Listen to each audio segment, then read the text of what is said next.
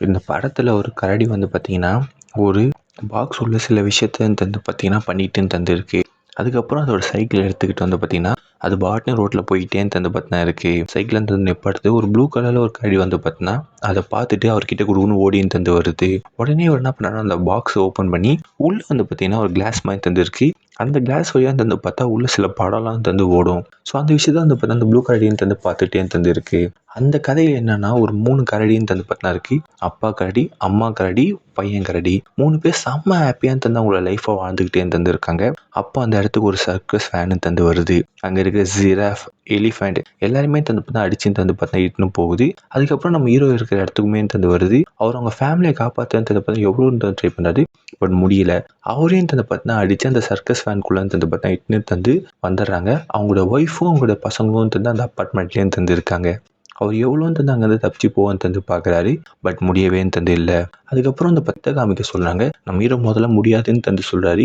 அங்கே இருக்கிறவங்களாம் ஒன்று அடிச்சிருவாண்டா அப்படின்னு சொல்லி பயமுறுத்தின உடனே அவருமே வந்து பார்த்திங்கன்னா வித்தெல்லாம் தந்து பார்த்தா காமிச்சிட்டு தந்துருக்காரு.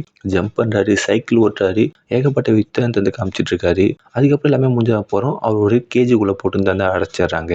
அவரோட ஃபேமிலி ஞாபகமாகவே தந்து பார்த்தா இருக்குது. வித்தியாசமாக தந்து பார்த்தா ஏகப்பட்ட ஸ்டண்ட் எல்லாமே தந்து பார்த்தா பண்ணி ஒரு நாள் சைக்கிள் வந்து பார்த்தா ஓட்டினு போய் ஜம்ப் பண்ணுற ஒரு வித்தை தந்து பார்த்தா பண்ணணும். அவங்களோட ஒய்ஃப் ஃபோட்டோ, அவரோட குழந்தை ஃபோட்டோ தந்து பார்க்குறாரு. இதுக்கப்புறம் நான் அந்த இடத்துல இருக்க மாட்டேன் அப்படின்னு ஒரு முடிவு பண்ணி செம்ம ஸ்பீடாக தந்து சைக்கிள் ஓட்டி அந்த சர்க்கஸே துணியை கீசின்னு தந்து பறந்துன்னு தந்து வெளில வந்துடுறாரு. அங்கே வேலை பார்க்குறவங்க எல்லாமே தந்து அவரை பிடிக்க பார்க்குறாங்க. பட் அந்த கரடி வந்து பார்த்தீங்கன்னா அங்கேருந்து செம்ம ஸ்பீடாக சைக்கிள் ஓட்டின்ட்டு அந்த அப்பார்ட்மெண்ட்டுக்கு தந்து வந்துடுது. வந்து பார்த்தா அந்த இடமே தந்து சுக்கு நூறாக தந்து உடஞ்சி போய் தந்து பார்த்தினா இருக்கு. நம்ம ஹீரோ ரொம்ப தந்து வருத்தப்பட்டுனே இருக்கும் போது அவரோட மேலே தந்து ஒரு கையும் தந்து வந்து படுது.